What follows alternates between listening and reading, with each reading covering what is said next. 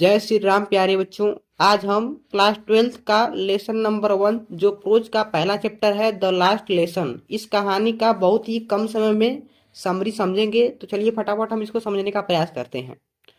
इस कहानी के लेखक अल्फॉन्स डॉटेड हैं। यह कहानी फ्रांस देश की है।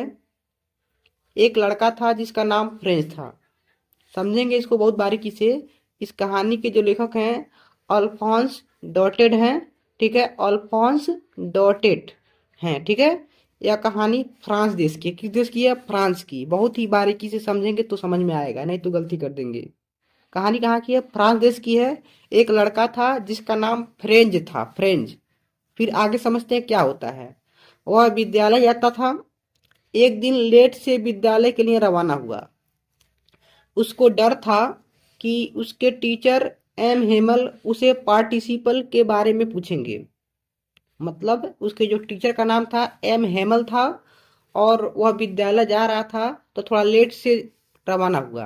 तो उसको इस बात का डर था क्योंकि क्लास में पार्टिसिपल के नियम पूछे जाएंगे। और पार्टिसिपल आप 11-12 में होंगे, 12 में तो होंगे, तो आप समझते होंगे पार्टिसिपल क्या होता है।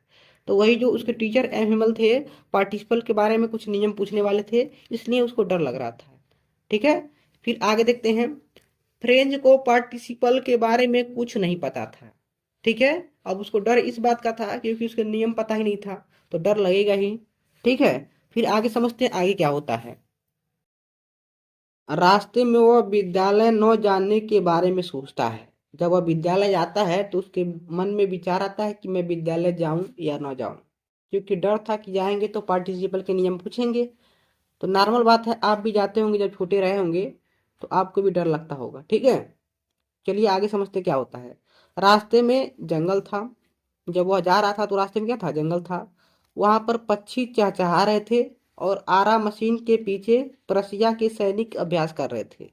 जो प्रसिया एक देश है, ठीक, प्रसिया और फ्रांस। आगे समझेंगे प्रसिया फ्रांस में होता क्या। ठीक है, रास्ते में क्या क्या हुआ। रास्ते में जंगल था, वहां पे पक्षी चहचहा रहे थे और आरा मशीन के पीछे जो प्रसिया जो देश था वहां के जो सैनिक थे वह अभ्यास कर रहे थे युद्ध के लिए। ठीक है, आगे समझते हैं। वह अपने निगेटिव विचार को त्याग कर विद्यालय के लिए चल देता है। अब निगेटिव विचार उसके मन में क्या थे? उसके मन में यही तो चल रहा था कि विद्यालय न जाए, वही निगेटिव विचार।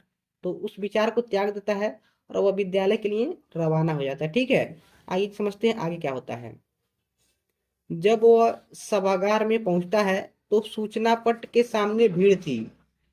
जब थोड़ा सा आगे आता है तो एक सभागार था, मतलब लोग इकट्ठा हुए थे। वहां पर सूचना पट था। अब सूचना पट क्या होता है? उसको अंग्रेजी में बुलेटिन बोर्ड कहते हैं। ठीक है, बुलेटिन बोर्ड। अब बुलेटिन बोर्ड क्या होता है थोड़ा आगे समझते हैं। ठीक, तो वहां पे सभागार में होता है तो वहां पे क्या रहता है? सूचना पट रहता है, वहां पे कई लोग इकट्ठे रहते हैं, भीड़ लगी रहती है। ठीक है, फिर आगे समझते हैं। इस सूचना पट अर्थात बुलेटिन बोर्ड से पिछले 2 वर्षों में युद्धों का समाचार, सेना में भर्ती संबंधी आदि समाचार आए थे। मतलब एक ऐसा बोर्ड जिसमें युद्ध संबंधी, मतलब युद्ध के जितना क्या हुआ क्या नहीं हुआ, युद्ध में कितने लोग मरे क्या नहीं हुआ, ऐसे कुछ समाचार आते थे उस सूचना पट के माध्यम से। ठीक है, वहां पर लिखा होता था। ठीक है, बात समझे? चलिए आगे देखते हैं। फ्रेंड जो है उस बुलेटिन बोर्ड से ज़्यादा ध्यान नहीं देता है। आगे फिर जाता है तो देखिए क्या होता है। जब फ्रेंड वहां से स्कूल के लिए दौड़ा तो एक लोहार जिसका नाम वाक्टर था, क्या नाम था? वाक्टर नाम था। उसने कहा कि इतना जल्दी मत कर लड़के, स्कूल के लिए अभी ज़्यादा समय है। जब फ्रेंड वहां पहुंचता है तो वहां पे जब फ्रेंच वहां से स्कूल के लिए दौड़ा तो एक लोहार जिसका नाम वाक्टर था उसने कहा कि इतना जल्दी मत कर लड़के, स्कूल के लिए अभी ज्यादा समय है। मतलब क्या समझिए। जब वह बुलेटिन बोर्ड से वहां पे उतना ध्यान नहीं दिया, भीड़ इकट्ठा थी, तो वहां पे एक लोहार था जिसका नाम वाक्टर था, वह भी वहां पे बैठा हुआ था। तो बच्चा जब यहाँ फ्रेंच वहां से गुजरता है तो थोड़ा रुकता है। तो वह कहता है, जब वहां से वह भागना शुरू करता है अपने विद्यालय के लिए, तो वह लोहार कहता है कि कोई जल्दीबाजी की बात नहीं है, आराम आराम से जाओ, कोई दिक्कत नहीं है। ठीक है, आगे समझते हैं क्या होता है। फ्रेंच को लगा कि वो लोहार मजाक कर रहा है। ठीक है, मतलब फ्रेंच को लगा कि मतलब अजीब सा व्यवहार कर रहा है, एक तो लेट हुआ है ऊपर से मजा ले रहा है मेरा, ऐसा कुछ समझता है। ठीक, अगर आप भी होते तो आप भी शायद ऐसा ही समझते, क्योंकि असली बात फ्रेंच को पता ही नहीं है हुआ क्या है विद्यालय में। नहीं, हुआ क्या है आगे समझते हैं। फ्रेंच हाँफते हुए एम हेमल के बगीचे में पहुंचता है। एम हेमल का एक बगीचा था जिस बगीचे में पहुंचता है, ठीक है। उसके बाद देखते हैं क्या होता है। उसके बाद स्कूल तक गया तो वहां कोई हल्ला गुल्ला नहीं हो रहा था। हल्ला गुल्ला मतलब शोर शराबा, कोई नॉइज नहीं हो रहा था। बिल्कुल जैसे मान लीजिए आप विद्यालय में जाएंगे तो विद्यालय में शोर होता है, बच्चे बैठेंगे तो शोर शराबा होगा ही, ठीक है। तो वहां पे कोई शोर नहीं हो रहा था, अजीब सा लग रहा था। फिर आगे देखते क्या होता है। ऐसा लग रहा था कि संडे की छुट्टी हो। अब वो फ्रेंच सोच रहा था अपने मन में कि क्या लग रहा है, संडे का छुट्टी है। जैसे संडे का छुट्टी जब होता है तो विद्यालय एकदम शांत रहता है, बिल्कुल शांत। उसी प्रकार वो विद्यालय लग रहा था, ठीक। आगे देखते हैं। जब फ्रेंच क्लास में प्रवेश किया तो एम हेमल को देखा तो आश्चर्यचकित हो गया। मतलब बच्चा जब क्लास में एंट्री करता है तो एम हेमल बहुत ही खतरनाक टीचर थे, बहुत मारते भी थे, खतरनाक बिहेव करते थे, पीटते वगैरह थे। लेकिन जब वह पहुंचता है तो उसे आश्चर्य इस बात का होता है। अब किस बात का होता है आगे समझते हैं, ठीक है। उसने देखा कि एम हेमल नया कोट पैंट पहने थे, जो कि उस कोट को किसी खास दिन पहनते थे।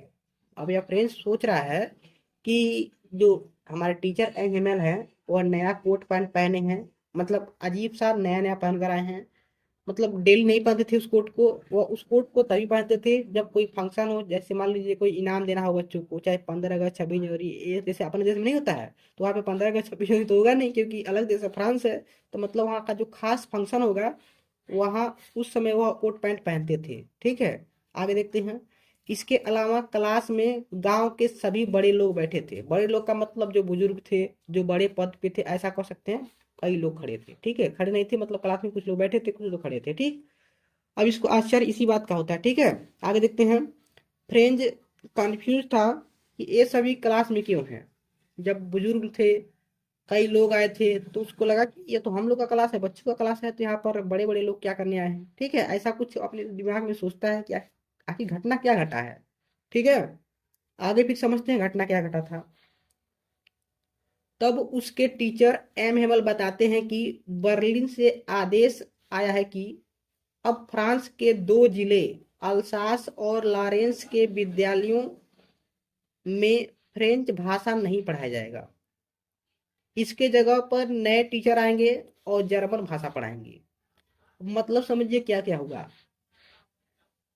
जब इसमें क्या लिखा है, तब उसके टीचर एम एमएल बताते हैं कि बर्लिन से आदेश आया, मतलब बर्लिन जो था वहां से आदेश आया था कि अब फ्रांस के जो 2 जिले हैं, कितने जिले, 2 जिले, अल्सास और लॉरेंस, ध्यान रखेंगे, अल्सास और लॉरेंस, वहां से आदेश आया है कि अब, मतलब कहाँ से आदेश आया, बर्लिन से। और किसके लिए आदेश आया है, अल्सास और लॉरेंस, जो फ्रांस के 2 जिले हैं, इन दोनों जिलों में जो है फ्रेंच भाषा नहीं पढ़ाया जाएगा। उसके जगह पे दूसरा भाषा पढ़ाया जाएगा जो बर्लिन का भाषा है, मतलब जर्मन भाषा पढ़ाया जाएगा, ठीक। अब क्यों पढ़ाया जाएगा आगे समझते हैं क्या क्या घटना घटा था, ठीक है। आगे देखते हैं। एम हेमल यह भी बताते हैं कि पर्सिया ने हमारे देश फ्रांस के 2 जिले अल्सास और लॉरेंस को जीत लिया, इसलिए अब नए टीचर आएंगे। थोड़ा समझेंगे। जो पर्सिया और फ्रांस है, कौन है, पर्सिया और फ्रांस है। पर्सिया और फ्रांस 2 देश हैं। तो फ्रांस में तो यह बच्चा है जहाँ टीचर पढ़ा रहे हैं, और पर्सिया जो अलग है, ठीक है। तो पर्सिया के कोई शहर होगा जो बर्लिन है, मतलब बर्लिन से आदेश आया है, मतलब समझिए पर्सिया, पर्सिया से ही आया है आदेश, ठीक है। जैसे मान लीजिए अपना देश है तो अपने देश में दिल्ली है, लखनऊ है, मतलब मेन मेन शहर है, कोलकाता है, मुंबई है। तो ऐसा, मतलब पर्सिया से फ्रांस के 2 जिलों के लिए आदेश आया है कि वहां पे फ्रांस भाषा नहीं पढ़ाएगा, मतलब वो दोनों जिला पर्सिया देश के अधिकार में हो गया है। वहां उस देश के टीचर आएंगे और अपने देश का भाषा मतलब जर्मन भाषा पढ़ाएंगे, ठीक। यहाँ तक आई होप आपको समझ में आ रहा होगा। अगर थोड़ा सा कंफ्यूजन है तो थोड़ा पीछे बैक करके देखिएगा, समझ में आ जाएगा। अब तक आपने चैनल को सब्सक्राइब नहीं किया तो सब्सक्राइब कर लीजिए, क्योंकि अभी कहानी थोड़ा लंबा अभी जाएगा, लगभग 2-4 मिनट और जाएगा, ठीक है। आगे देखते हैं। आप लोग सब्सक्राइब नहीं करते हैं। यह लेक्चर लेने में बहुत समय लगा है, एडिट करते करते हालत खराब हो गया है मेरा, ठीक है। आगे देखते हैं हम। एम हेमल कहते हैं इसलिए आज का पाठ हमारा लास्ट लेसन है, ठीक है। अब क्यों कहते हैं आप समझे होंगे कि पर्सिया जो देश है वह फ्रांस देश के 2 जिलों को जीत चुका है, अल्सास और लॉरेंस को वहाँ पे अब फ्रांस भाषा नहीं पढ़ाया जाएगा, मतलब उसके अधिकार में हो गया, पर्सिया के अधिकार में हो गया दोनों जिला। और वहाँ का जो गवर्नमेंट होगा उसके हिसाब से यहाँ पर भाषा पढ़ाई जाएगी, मतलब जर्मन भाषा पढ़ाई जाएगी। तो इसलिए कह रहे हैं कि इसलिए आज का पाठ हमारा लास्ट लेसन है, इसीलिए इस चैप्टर का नाम भी पड़ा है द लास्ट लेसन। पहला चैप्टर है लेकिन द लास्ट लेसन पहले ही चैप्टर का नाम है, ठीक है। अब क्यों पढ़ा आप समझ गए होंगे, ठीक, क्योंकि उस टीचर का यह लास्ट लेसन था और बच्चों के लिए भी यह लास्ट लेसन था, क्योंकि अब दूसरे टीचर आएंगे। ठीक, आगे समझते हैं। फ्रेंच बहुत दुखी होता है, वह अभी अपने फ्रेंच भाषा को ठीक से सीख भी नहीं पाया था। मतलब फ्रेंच कहा कि बाप रे, अभी तो मैंने थोड़ा सीखा भी नहीं था, अभी तो इसे दूर भाग रहा था कि पार्टिसिपल के नियम बड़ा टेढ़े होते हैं, ऐसा कुछ, ठीक है। तो अभी कह रहा कि मैं अभी सीखा ही नहीं था, तब तक अब जर्मन भाषा आ गया। अब मान लीजिए अपना देश इंडिया है, इंडिया पर भगवान न करे कोई गुलाम दोबारा हमको करे, क्योंकि हम एक बार गुलाम हो चुके हैं अंग्रेजों के, दोबारा गुलाम शायद ही हो, ऐसा हो ही नहीं सकता, असंभव है। लेकिन मान लीजिए अगर हो जाए तो हमें कितना दुख होगा कि अपने इस हिंदी भाषा, जो भी अपने देश का भाषा है, अलग अलग राज्यों में अलग अलग भाषा है लेकिन हिंदी ज्यादा चलता है, तो हिंदी भाषा को छोड़ करके दूसरे भाषा को पढ़ाया जाए तो बहुत बेकार लगेगा।